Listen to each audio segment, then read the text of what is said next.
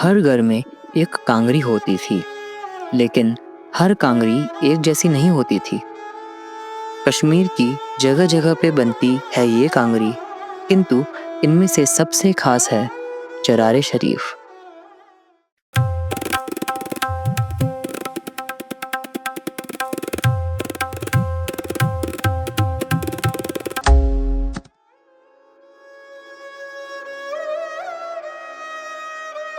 ये छोटा सा कस्बा सिर्फ अपनी रूहानी और ऐतिहासिक पहचान के लिए ही नहीं, बल्कि कांगरी बनाने की अपनी पुरानी परंपरा के लिए भी जाना जाता है।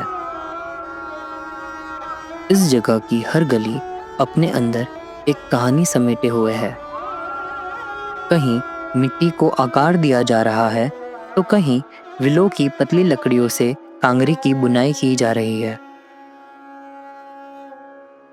यहाँ के कई परिवारों के लिए ये सिर्फ एक पेशा नहीं, बल्कि पीढ़ियों से चली आ रही एक विरासत है।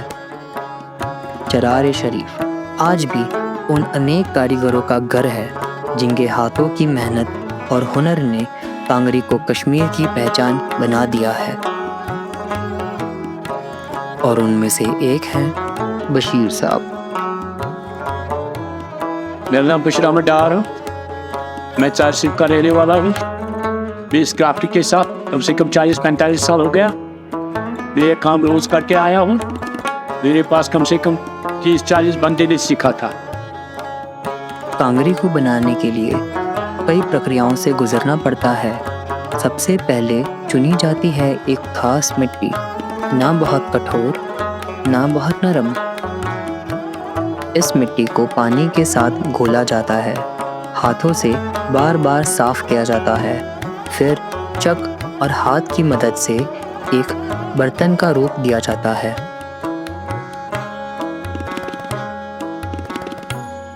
दिनों तक धूप में सूखने दिया जाता है, उसके बाद भट्टी में पकाया जाता है। लेकिन कहानी यहाँ खत्म नहीं होती। अब शुरू होता है दूसरा पड़ाव। बांस या कानी की लकड़ियों को जीवन देने का। पतली पतली लकड़ियां, हर मोड़, हर गिरा, हर बुनाई एक सदियों पुरानी याद जो दोबारा जन्म देती है। बुनाई के लिए 2 प्रकार की कानी इस्तेमाल होती है, पॉश कानी और कच कानी। पॉश कानी मोटी और ज़्यादा मजबूत होती है, जबकि कच कानी पतली और ज़्यादा लचकदार होती है। बुनाई शुरू करने से पहले कानी को पानी में भिगोया जाता है। जब इसका रंग हल्का पीला हो जाता है, तब इसे बुनाई के लिए बिल्कुल तैयार माना जाता है, क्योंकि इस अवस्था में कानी आसानी से मुड़ जाती है और टूटने का खतरा कम हो जाता है। सबसे पहले इसका ताला, जिसे चक कहा जाता है, उसकी रचना होती है। इस ताले में लगने वाली कानी की संख्या ही तय करती है कि कांगरी 12 पूरी, 14 पूरी, 20 पूरी या 32 पूरी होगी। जितनी अधिक कानी का इस्तेमाल होता है, उतनी ही बुनाई घनी और मजबूत मानी जाती है। कांगरी को मजबूती देने के लिए खीव, जिसे कई जगहों पर पिछान भी कहा जाता है, उसी खीव की बुनाई की जाती है। ये गूंथी हुई बुनाई कांगरी को मजबूत बनाने के साथ साथ उसकी सुंदरता भी बढ़ाती है। ऊपर के किनारे को सेट कहा जाता है, जहां कानी को मोड़कर और आपस में पिरोकर बुनाई को मजबूती से बांध दिया जाता है। इसके बाद कोएब या कॉफ यानी कांगरी का हैंडल बनाया जाता है। इसके लिए कानी को आपस में मरोड़कर बुना जाता है।